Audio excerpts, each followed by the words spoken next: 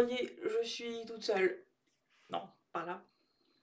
Danae peut pas être avec moi ce soir. Donc, mais bon, elle m'a donné toutes ses notes, donc on va quand même parler de danse comme d'habitude. Donc, on va commencer tout de suite avec Dancing. Donc, c'est la semaine 6.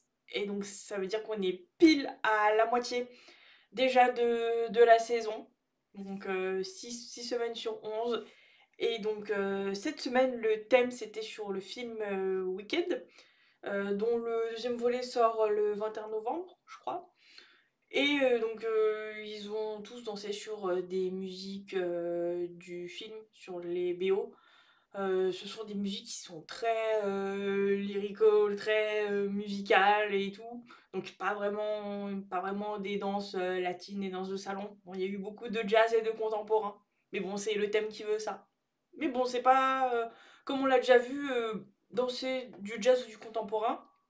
C'est toujours bon pour la cohésion, pour la chimie et pour la technique aussi. Surtout pour des débutants, donc tant mieux quoi. Puis d'ailleurs, Danae, plus elle fait de danse, plus ça l'aide dans ses autres activités, donc c'est jamais perdu quoi. Alors, eh ben, c'est vraiment dommage que Danae soit pas là parce que j'ai pas vu le film en fait. J'ai juste vu la promo gênante l'an dernier des deux actrices, donc Ariana Grande et Cynthia Erivo. C'est vrai qu'elles étaient un peu space pour rester sobre. Mais sinon, non, le film, je l'ai pas vu. Danae l'a regardé la semaine dernière, je crois, et elle a passé un bon moment. Donc tant mieux. Ouais. Coucou Danae! Bon, c'est bon, pour le moment, je m'en sors. Y a pas de... Ouais, tu es de passage. Tu es furtive. C'est ça? Ouais.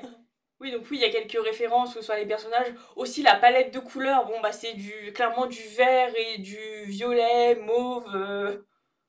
Comme par hasard, ils sont tous des hyper fans du film. Bon, il y en a certains, c'est probablement vrai, d'autres un peu moins, mais bon, vas-y, c'est pas grave. Puis bon, de toute façon, le principal, c'est d'interpréter, se mettre dans la peau d'autres personnages.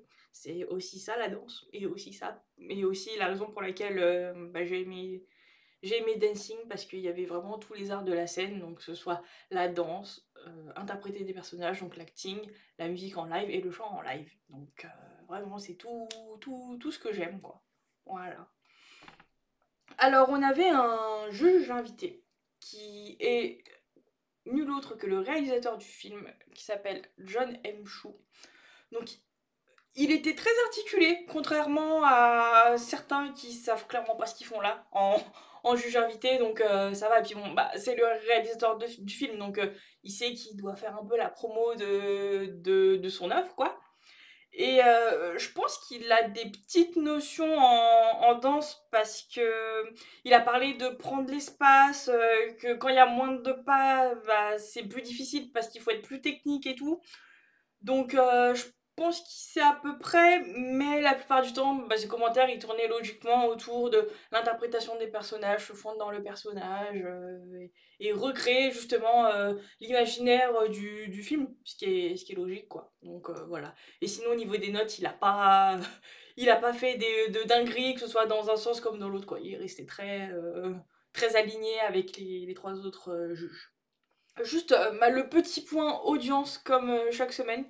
Donc la semaine dernière, donc la semaine 5, parce que là c'était la semaine 6, la semaine 5, ils ont fait quasiment 6 millions, donc 5 980 000 téléspectateurs en live sur à la fois ABC et Disney+, le temps de la diffusion. Donc c'est encore en hausse bah, pour la cinquième fois consécutive. Et d'ailleurs, ils ont passé les 50 millions de votes la semaine dernière. Et cette semaine, je pense qu'ils ont encore repassé les 50 millions parce que en cumulé entre cette semaine et la semaine dernière, sachant qu'il n'y avait pas d'éliminés, ça fait plus de 100 millions. Donc c'est vraiment vénère quoi. Et je sais pas du tout où est-ce que ça peut s'arrêter parce que là c'est vraiment exponentiel. Donc tant mieux, tant mieux, tant mieux, tant mieux. Voilà, donc bah, on va commencer comme d'habitude avec le petit diapo. Donc oui, voilà, le réalisateur donc, qui est le troisième en partant de la gauche. Voilà, et donc on voit le vert, le rose, le mauve. Alors c'est mignon ce petit balconnet de fleurs, mais c'est juste que quand ils étaient assis, on voyait juste à peine leur tête, c'était trop marrant. Enfin bon, c'est beau, mais on les voyait à peine dépasser. Enfin bon. Voilà. Et donc les 5 prestations dont on va parler ce soir, donc bon, bah, 2 contemporains, un jazz, un quick-step et une rumba. Voilà. Et donc on commence avec Scott et Riley qui ont lancé un contemporain. Donc son objectif cette semaine, c'était de prendre l'espace. Voilà, parce que si les juges ils lui ont déjà fait la remarque. Et puis bon, bah, le contemporain, si tu prends pas l'espace, là ça va se voir. Donc bon, c'était plus un jazz qu'un contemporain. D'ailleurs, Danae l'a dit dans ses notes, je vois pas la différence entre jazz et contemporain dans cette émission, mais là pour le coup c'était plus un jazz qu'un contemporain, sachant qu'il a déjà fait un jazz, mais c'était vraiment une autre ambiance, donc ça va, ça faisait pas redite non plus quoi. J'ai trouvé la musique impossible à danser pour un débutant. Si t'es pro ou vraiment avancé, ça va, mais pour un débutant, j'ai trouvé ça tellement compliqué. Sur l'énergie, il en a mis trop, enfin un peu dans tous les sens, mais les juges ils ont apprécié, donc c'est ce qu'on dit depuis longtemps, c'est-à-dire que c'est mieux d'en mettre trop, parce que tu seras toujours valorisé plutôt que pas assez quoi, et au moins tu peux obtenir des retours constructifs, voilà, sur le placement, etc. Alors que quand t'en envoies pas, bah, ils vont te dire que c'est pas assez, donc continue, mais c'est assez général, donc bon, c'est par où commencer quoi. Euh, alors, il voulait plus de transition, de continuité, mais encore une fois, la musique, compliqué quoi. Et donc Derek, il lui a dit que son enthousiasme, ça lui a fait rater quelques passes de danse. Donc peut-être un peu hors musique quoi. Après ça va, c'était pas non plus complètement off time. Et Karian lui a dit, alors parfois tu es Scott, donc tu es toi, parfois tu es le magicien, donc le personnage qu'il interprète. Et bon, sur le coup, j'ai pas remarqué, mais c'est vrai niveau interprétation, soit il est vraiment magicien, soit il reste vraiment lui qui se fond dans la peau d'un magicien et tout. Mais bon, oui, c'est vrai que ça aurait pu, mais c'est pas non plus hyper impactant sur la choré, sur son énergie ou quoi. Et donc Danae, elle trouve qu'il y a un manque de corporalité, mais bon, comme tout le monde, comme tous les débutants et qui va pas au bout de ses mouvements. Et donc c'est vrai qu'en revoyant, bah, il marque les temps, donc ça c'est bien. C'est bien, il connaît sa choré, il n'y a aucun souci là-dessus. Mais en fait, ce qui est tellement dur en danse, c'est de prendre le temps sur une choré qui va vite. Et, et justement, c'est que quand t'as l'impression que la personne prend le temps alors que ça va super vite, et ben ça rend la chose facile et on croit que c'est facile alors que non. Et c'est vraiment, là c'est vraiment le cœur de la danse quoi, c'est de faire croire que ils ont fait ça toute leur vie, que c'est smooth, que ça glisse tout seul, qu'ils ont pas du tout galéré pour apprendre, donc là c'est vraiment le cœur de la danse quoi. Donc bon. Mais bon, c'était une bonne prestation pour ouvrir la soirée, c'était la première, donc voilà. Ensuite, on passe à Robert et Whitney qui ont dansé un jazz et j'ai trouvé ça trop bien, ça lui va trop bien comme style. C'était du vrai jazz là cette fois, il y avait vraiment des moves intéressants. Et alors surtout au début, tous les accessoires, tourner sur un livre, comment tu te pètes pas la cheville, tu te casses pas la figure, je sais pas. Aussi, il y avait plein de tricks, bah, d'interaction avec la troupe et tout. Et c'était très fluide entre les passages où il était en solo, puis avec sa partenaire, et avec la troupe, et en solo, et avec sa partenaire. En fait, il n'y avait pas de rupture dans l'énergie ou dans ses expressions, son interprétation et tout. Donc c'était très très très agréable à regarder. Voilà, bon, c'était du vrai jazz, donc ça fait vraiment plaisir. Et quand il est en side by side, donc côte à côte avec sa danseuse et qui font la même chorégraphie, franchement je trouve qu'il fait la blague. Au moins sur quelques secondes, enfin en tout cas sur un premier visionnage de quelqu'un qui est pas expert, qui est pas danseuse, je trouve qu'il fait la blague, franchement. Donc c'est bien et j'espère qu'il va s'en servir après quand il va retourner dans les danses standards ou latines. Voilà. Et donc Danae dit qu'il danse bien, effectivement, mais que c'est pas assez vif, slash pas assez sec et précis. Mais que par contre il saute bien. Donc la troisième danse qu'on va analyser, c'était Whitney et Mark qui ont dansé un quick step sur Popular, qui est la chanson que Danae chante tout le temps. Enfin, en fait, je connaissais juste les Popular, oui, oui, Popular. En fait, je connaissais juste ça. Et je savais pas, je connaissais pas les couplets et tout. Et c'est hyper rapide aussi, c'est hyper rapide. Bon, on a aussi eu des danses de salon, je crois que c'était la seule... Non, c'était pas la seule danse standard, il y avait aussi Jen qui a dansé un foxtrot. Donc bon, c'était une des rares danses standards de la soirée. Alors moi j'ai trouvé ça quick et compliqué. C'est-à-dire que au premier visionnage, je comprenais pas tout ce qui se passait. Et souvent quand je comprends pas tout ce qui se passe, c'est que il y a vraiment des pas dans des pas et tout, et c'est vraiment complexe.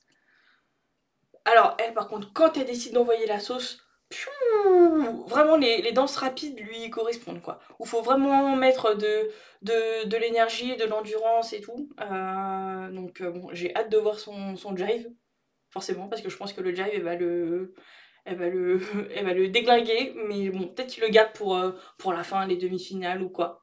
Et ils auront raison quoi. Donc voilà, le cadre, surtout là j'étais vraiment focus sur son cadre, il tenait, c'était vraiment, comme on le voit sur la photo, une ligne, parce qu'en fait le but avec le cadre, c'est que, imaginez ça, c'est un niveau, il faut que la bulle, elle soit au milieu tout le temps. Donc là, je trouve que ça allait. Et la tête surtout, elle sautait pas, parce que parfois ils peuvent être parce que bah, forcément ils sautent, et en fait, faut que quand tu coupes, par exemple, au milieu, et ben faut pas que tu penses qu'ils sont en train de courir, entre guillemets, sur la piste. Faut vraiment que ça reste, enfin, pas bloqué, pas raide, mais il faut que ça reste vraiment solide, quoi. Et là, je trouve que c'était le cas. Ensuite, on a Hélène et Alan qui ont dansé un contemporain sur Defying Gravity, et miracle, je connaissais la musique, je l'ai entendue je sais plus où, quelque part. Peut-être que c'est tombé dans mes recommandations sur Spotify ou sur YouTube. Mais en tout cas, je connaissais la musique et ça m'a vachement surprise. Donc, alors dans son magnéto, on apprend que suite à son accident de voiture, Hélène a un bout de titane dans son pied, ce qui modifie un peu son équilibre, sa balance. Et pour le contemporain, c'est un petit peu embêtant. D'ailleurs, le magnéto, je l'ai trouvé très très lacrymal, alors que jusqu'à présent, on l'avait vue forte et combative. Je sais pas, peut-être que c'est la fatigue, les semaines qui s'accumulent, voilà. Ou peut-être qu'elle a vraiment galéré sur cette danse. En tout cas, ça s'est pas vu. Elle était très très habitée, comme d'habitude. Alors Danae, elle trouve qu'elle a fait des belles lignes, et effectivement, des belles lignes, c'était très poétique, mais comme tous les autres, que ça va pas au bout, qu'elle en voit pas assez. Donc bon, voilà. En revoyant la presta, je suis assez d'accord. Mais bon, ça reste quand même une belle danse, quoi, de milieu de saison. Voilà. Et oui, ils ont sorti le budget décor parce que, alors à la fin, donc, elle va sur un promontoire et qui monte, et bon, le temps qu'il l'attache et qu'il lui mette qu'il lui donne les accessoires, le costume et tout, on voit Alan qui fait un petit solo pendant 20 secondes. Donc bon, déjà que les danses sont pas très très longues, bon, ça retire un peu du temps de danse, mais là je pense que niveau choré, on n'ira pas plus loin niveau durée des danses, sauf le freestyle, où le freestyle il est vraiment long, il peut durer vraiment 1 minute 50 voire 2 minutes.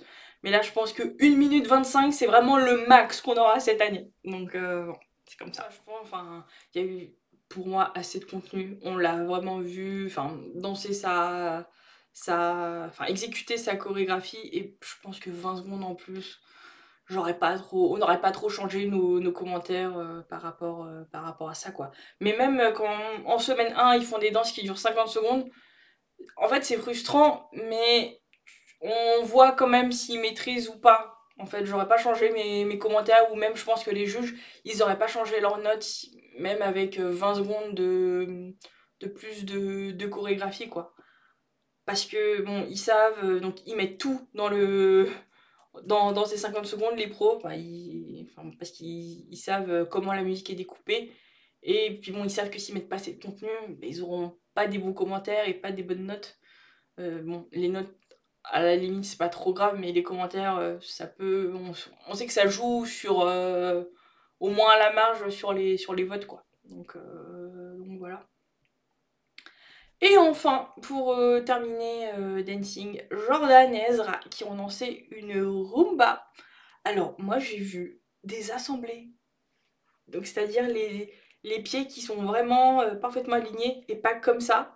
Et d'ailleurs, moi c'est un des aspects techniques dont j'avais aucune conscience avant de débriefer les danses avec Danae. C'est que quand tes pieds ils sont comme ça, et bah c'est pas beau. Alors que quand ils sont comme ça, c'est bien. Et avant, enfin, je faisais même pas attention à ça. Et maintenant que mon œil est habitué à regarder, et bah enfin, ça me saute aux yeux quand c'est fait et quand c'est pas fait, quoi. J'ai perdu un peu de mon innocence avec ça. Mais bon, ah bon, bref. Et aussi, il y avait elle essayait de faire les triangles. Les triangles dans la Roomba. Donc ça, c'est sympa. Danae souligne qu'elle avait un peu les pieds en dedans par moment et effectivement ça se voit et c'est trop dommage parce que pour le coup c'est un truc que tu peux corriger mais quand elle a les pieds en dedans en fait ça se voit. Et il y a tu peux faire des petites erreurs, des petites approximations où ça se voit pas à moins d'avoir vraiment un œil expert bah, comme Danae, comme les danseurs pros. Et pour le grand public en gros on le voit pas, sachant que les juges ils ont vraiment très peu de temps pour analyser et pour parler. Donc ils vont vraiment se focus sur les finitions, que ce soit les mains, les bras, les jambes, le cadre pour les danses standards, la position de la tête, mais surtout ce qui est vraiment plus technique, soit ils n'ont pas le temps, soit ils vont pas trop en parler, à moins que tu aies un bon niveau, et elle a un bon niveau, je pense qu'on peut exiger qu'elle mette ses pieds plus à 10h10 quoi, ou au moins pas en dedans. Il y avait des hanches, donc ça c'était sympa, mais Danae dit qu'elles étaient pas contrôlées. Alors je sais pas si c'est la Corée qui voulait que ce soit très très rapide et tout, ou si effectivement elles étaient pas contrôlées. Ça enfin en le regardant ça m'a pas, je savais pas quoi. Mais bon si elle dit qu'elles sont pas contrôlées, on va croire Danae, hein. Et aussi bon, les jambes pas assez tendues la plupart du temps. Mais bon, en fait, c'est tellement. En fait, quand tu te déplaces, forcément, tu peux pas te déplacer les jambes tendues. Mais ça doit être tellement difficile de se remettre en jambes tendues dès que tu as fini ton déplacement que. Oh, waouh! Et surtout, enfin bon, là, ils sont sur des musiques rapides. Et puis bon, vu que c'est un show, faut que ce soit assez, on va dire, assez chaud, justement, assez spectaculaire. Donc forcément, faut que ça se déplace et tout. Parce que s'ils restent statiques, les gens, ils vont s'ennuyer. Donc ouais, voilà. Mais enfin, personnellement, j'ai aimé pour une rumba qui est pas mon style préféré. C'est bon, je peux le dire, Nana est pas là, donc je peux le dire. Mais bon, enfin, j'ai trouvé ça assez élégant, assez gracieux, malgré les petits glitches techniques, quoi. Et voilà. Et bah voilà, on a parlé de dancing. On passe au score. Donc ils étaient 4, donc ça c'est quand même plus sympa. Donc Whitney et Jordan ont eu 39. Ça y est, ils ont sorti les 10 là. Donc probablement la semaine prochaine on aura un perfect. Là c'est Derek qui a mis 9 à Whitney et à Jordan. Les autres ont mis 10, donc ça y est, c'est fait. Est-ce que... Je pense qu'il y aura un 40 la semaine prochaine. Il y a moyen pour Halloween ou... Je sais pas. Après ça dépend de ce qu'ils vont lancer. On ne sait pas encore. On saura demain les musiques et les styles sur lesquels ils vont danser. Mais bon, probablement que les perfects vont arriver soon. Ou pas, on verra. Ensuite, on a Robert, Hélène et Daniel qui ont eu 36 sur 40. Ensuite, Alix qui a eu 35, Jen, Dylan qui ont eu 32, Scott qui a eu 28 et Andy qui ont eu 27. Alors sur l'ordre, je suis ok, j'ai pas de gros désaccords. Daniel, donc, c'était clairement sa meilleure danse depuis le début. Mais j'aurais peut-être pas mis 36 quoi, donc c'est-à-dire 4-9. Sachant que est-ce qu'elle a eu des 8? Je crois qu'elle a dû avoir un 8 ou quoi, mais elle était plus en 7, 7, 7, 7, 7. Donc là, direct 36. Je sais pas si elle va maintenir, c'était du tango argentin, donc entre guillemets plus simple d'avoir une bonne note. On verra la semaine prochaine. Voilà. Scott qui a un point de plus que Andy, je trouve ça un petit peu chaud quoi. Mais la danse d'Andy était super sympa. Franchement, il progresse. Hein. Bon, moins vite que les autres parce qu'il part de plus loin, mais franchement, depuis le début, il progresse quoi. En vrai, chaque danse est meilleure que la précédente, donc vraiment, enfin, c'est cool quoi. Ça a été cumulé au score de la semaine dernière, ce qui fait que, alors de mémoire, hein, juste Whitney est en tête. Ensuite, un point derrière, il y a Alix et Robert, il me semble. Ensuite, c'est Dylan. Et puis bon, à la fin, on a Andy et Scott. Voilà. Ensuite, le résultat.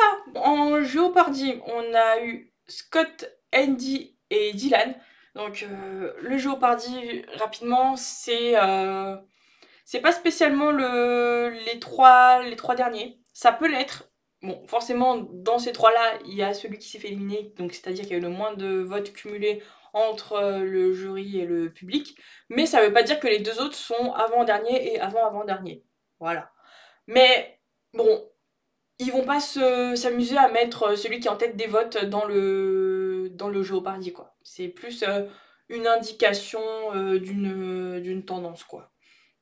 Donc, Scott, c'était la première fois qu'il était au Jeopardy, et Dylan aussi. Et donc, malheureusement, c'est Scott et Riley qui ont été éliminés. Donc, Andy a encore survécu à une semaine. Et d'ailleurs, à ce sujet, j'ai lu un post sur Reddit qui disait que si Andy survivait au problème d'hier, il serait probablement aussi sauvé la semaine prochaine. Parce que la semaine prochaine, eh ben c'est son anniversaire. Donc ils vont forcément en parler et tout. Donc voilà, mais il doit avoir des votes. Hein. Mais d'un côté, je comprends pas pourquoi ils le mettent constamment dans le Jeopardy depuis le début, s'il a assez de votes pour ne pas se faire éliminer. Parce que peut-être que ça se joue à un cheveu à chaque fois, en sa faveur. Mais bon, comme je l'ai dit il y a 2 secondes, Scott a jamais été au Jeopardy, alors qu'il s'est fait éliminer.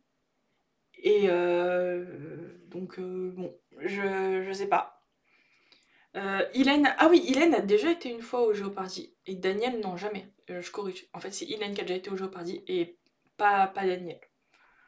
Dylan aussi, c'était la première fois. J'étais assez surprise. J'espère pas, en vrai. Votez pour lui, les gens, s'il vous plaît. Parce que là, je vais pas être contente sinon. Voilà. Mais bon, en tout cas, bah ouais. Scott, je savais pas trop où le mettre.